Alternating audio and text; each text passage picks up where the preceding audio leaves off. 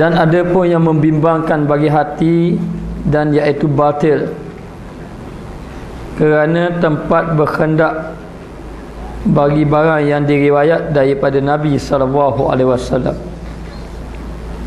Ada pun orang yang menyibukkan hati dia kepada perkara dunia untuk melakukan amal ibadat, dalam waktu yang sama sibukkan hatinya kepada perkara dunia, itu adalah batil. Tidak mampu kita nak melakukan ibadat dalam keadaan hati kita sibuk dengan dunia. Maka dia kata, kalau bimbangkan hati kita kepada dunia, dalam waktu yang sama melakukan amal ibadat, itu batil. Kita tidak dapat menerimanya. Ada orang mampu boleh tumpu betul-betul melakukan, dalam hatinya ada dunia. Tapi kalau dia tumpu ibadat, tumpu dunia, tapi hatinya tak ada dunia, itu tidak mengapa. Itu dipanggil zuhud. Zuhud. Masuknya zuhud dengan arti kata dunia hanya letak di tangan saja, tidak diletakkan di dalam hati. Baik, kita tengok sebagaimana yang disabdakan oleh Nabi SAW, man ahabba dunyahu adara bi akhiratihi, wa man ahabba akhiratuhu adara bi dunyahu, wa asaru ma yabqa ala ma yafni. Barang siapa kasih ia akan dunia, dia kasih kepada dunia, dia cinta kepada dunia, memberi mudarat dengan akhiratnya, maka akan memberi mudarat kepada akhirat dia. Dan barang siapa kasih akan akhirat, memberi mudarat dengan dunianya, maka dia kasih sangat kepada akhirat tapi memberi mudarat kepada dunia. Maka memberi bekas kamu barang yang kekal. Jadi memang kena pilih salah satu. Maka ambillah, maknanya memberi bekas dengan arti kata pilihlah kamu barang yang kekal atas barang yang fana. Kekal itu akhirat, fana itu dunia. Maka pilihlah kamu yang dunia ataupun yang akhirat.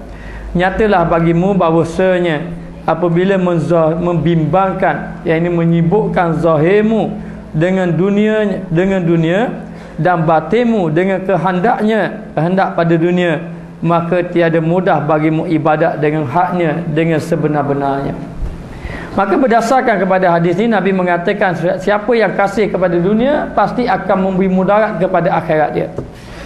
Kasih dengan arti kata di dalam hatinya sangat cinta kepada dunia. Cinta kepada dunia, nak harta banyak, nak pangkat banyak, nak pengaruh dan sebagainya. Ini cinta kepada dunia. Maka cinta kepada dunia ini pasti akan memberi kesan kepada akhiratnya. Kerana dalam hati dia banyak fikir. Hatinya dimasukkan dengan perkara dunia. Sedangkan kita perlu letakkan dalam hati kita sentiasa mengingati Allah Subhanahu Wa Taala. Jadi kesan dia mengatakan bahawa memberi kesan kepada akhirat, yakni memberi kesan kepada amal ibadat yang kita lakukan. Tengok sahabat-sahabat Nabi, mereka takut. Takut kepada Allah Ta'ala. Abdul Rahman Ibn Auf diuji oleh Allah Ta'ala pada satu ketika, perniagaan dia sangat maju, sangat laku. Ketika itu orang berebut-rebut mengambil barang dia, dan dia merasa seronok apabila melihat perniagaan dia maju. Tetapi keseronokan dia itu menyebabkan dia sembahyang lambat dengan Nabi. Lambat dia dengan Nabi.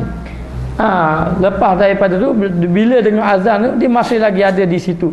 Kemudian dia pergi sembahyang dalam keadaan Nabi sudah sembahyang, tidak seperti biasa. Biasanya Abdul Rahman Ibn Auf ini dia akan duduk di masjid sebelum daripada azan berkumandang.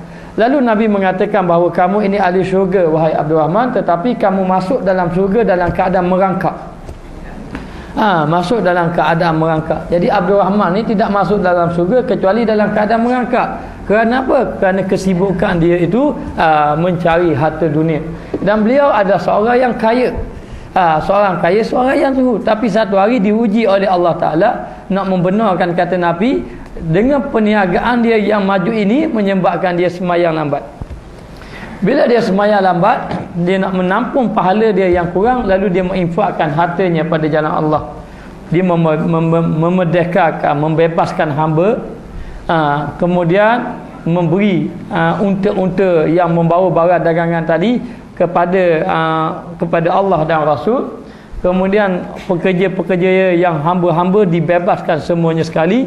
dan keuntungan perniagaan tadi diberi pada Allah dan juga Rasul. Infak fi sabilillah. Maka Nabi mengatakan, ya Abdul Rahman, seandainya engkau mempunyai dunia dan segala isinya, kamu tidak akan dapat menampung pahala kamu yang kurang tadi. Tidak akan sama dunia, maka akan memberi kesan kepada itu.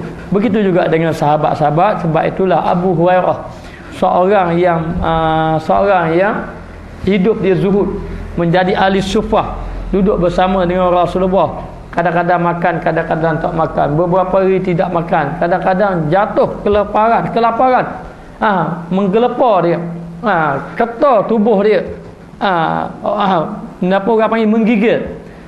Rupa-rupanya dalam keadaan tidak ada makanan, sehingga orang mengatakan, orang menyangkakan aku ni sakit sawan, disebabkan kelaparan yang dihadapi oleh Abu Hurairah. Dan di satu ketika Abu Hurairah pada zaman Marwan ibnu Al-Hakam telah menjadi gubernur. Tapi walaupun menjadi gubernur, walaupun kekayaan boleh ada di hadapannya, dia tetap macam biasa. Dia memikul kayu api, cari kayu api, lalu dia berjalan sampai dekat pasar. Dia kata, tumpang, beri laluan kepada gubernur lalu. Orang pun tengok, orang bawa kayu api, pakai macam pakaian orang kampung. Dia tengok gitu. Orang kata cukup, jadilah kamu ni gubernur, tak patut buat macam ni. Tapi dia tetap juga nak keadaan macam ni. Tapi apabila dia nak mati, dia menangis. Abu Hurairah ni yang berzikir ratus ribu sehari menyebut la ilaha illallah, yang berzikir, yang kuat amal ibadat. Dan masa zaman Saidina Umar pernah lantik jadi jawatan, Saidina Umar pecah balik kerana terlampau kuat beribadat sampai kurang tumpu kepada kerja. Saidina Umar pecah balik dia, kuat ibadat siang malam, lalu ketika nak mati dia menangis. Menangis. Lalu sahabat Nabi mengatakan bahawa, kenapa kamu menangis sedangkan kamu ni orang yang dikasihi oleh Nabi, Nabi wafat dalam keadaan kamu redha. Dia menangis kerana dia kata, aku ini adalah orang yang banyak menumpukan kepada dunia. Dia yang kuat amal ibadat. Dia kata ni, aku ni dah orang yang melampaui batas, yang banyak tumpu pada dunia, orang yang jenis cinta ke dunia.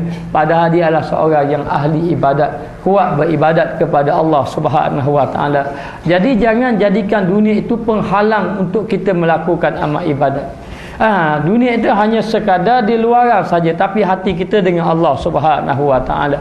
Dan ingat, akhirat ni kita tidak boleh dijual beli dengan harga dunia. Abdul Rahman ibnu Auf yang telah menginfakkan sebahagian besar daripada hartanya. Siapa tak sayang kita berniaga untung, yang untung ini diinfakkan pada jalan Allah Ta'ala. Kerana apa? Kerana keuntungan inilah yang menyebabkan dia lalai kepada Allah Subhanahu wa taala. Ibnu Umar dia duduk dalam ladang kurma, dia sembahyang. Satu hari melihat burung melintah di hadapan dia ketika dia sembahyang. Lalu pandangan dia merujuk kepada burung. Burung tadi satu dahan. Lalulah burung tadi hilang, terbang. Baru dia sedar dia dalam sembahyang. Jadi dia pun lepas pada sembahyang, dia mengadu pada Rasulullah, kebun ini telah melalaikan aku infak fi sabilillah. Kenapa? Kerana terlampau sayang kepada akhirat. Jadi kalau kita sayang kepada akhirat, kadang-kadang dunia memang memberi kesan kepada kita. Tapi kalau kita kasih sangat kepada dunia, akhirat akan memberi kesan kepada kita. Sedangkan akhirat adalah perjalanan yang sangat jauh, adapun dunia adalah tempat persinggahan sahaja. Maka kena fikir betul-betul. Barang siapa yang kasih kepada dunia akan memberi mudarat kepada akhiratnya. Kasih sangat pada dunia, tak boleh nak tumpuk ibadat kepada Allah. Kalau kita berniaga besar-besar sampai ratus ribu, orang hutang kita hutang orang duk fikir macam-macam, tak boleh tumpu ibadat kita pada Allah. Tak boleh tumpu ibadat kita kepada Allah Ta'ala. Dan barang siapa kasih akan akhirat, dia kasih kepada akhirat, mudarat dunia dia. Mungkin mudarat dunia dia akibat dia kasih kepada akhirat. Sebagaimana Mus'ab ibnu Umair, seorang yang kaya raya, seorang yang hebat, pakaian yang comel, kemudian harta yang begitu banyak, lepas tu kemewahan, kemasyhuran, semua ada pada dia. Tiba-tiba beriman dengan Allah dan juga Rasul, habis segala harta bendanya menjadi hilang. Habis. Ibu bapanya tidak izinkan dia beriman kepada Allah, lalu menghalau dia daripada rumah memakai jubah sehelai sepinggang saja. Selas pinggang jubah tu lah. Dan masa tu dia remaja lagi. Maka semakin hari dia semakin membesar. Semakin hari semakin membesar, tubuh dia semakin tinggi, jubah dia semakin singkat. Semakin singkat. Sehingga kan pada satu ketika Nabi menyampaikan majlis ilmu, datang orang masuk. Pas orang-orang masuk, Rasulullah lihat orang-orang masuk, tapi bila Rasulullah tengok dia masuk, Rasulullah menangis. Orang lain masuk dalam majlis ilmu Nabi, Nabi tak menangis. Tapi kalau dia masuk, Nabi menangis. Kerana Nabi mengenangkan dia ini daripada orang yang sangat kaya raya, yang sangat hebat, meninggalkan harta bendanya kerana Allah dan juga Rasul. Kenapa? Kerana faham akhirat ni lebih utama.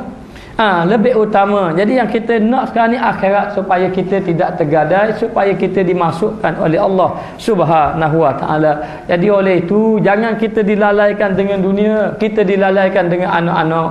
Anak-anak kadang-kadang melalaikan kita. Kadang-kadang saya pun memikirkan juga. Banyak orang yang mengatakan bahawa anak dia, kerana anak tidak dapat menumpukan kepada ibadat. Tetapi kalau bab mencari harta, anak tidak jadi masalah.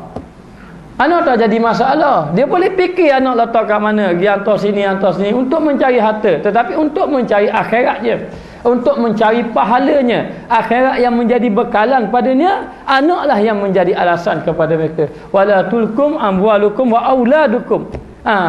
Jangan jadikan anak dan harta benda kamu ini daripada fitnah.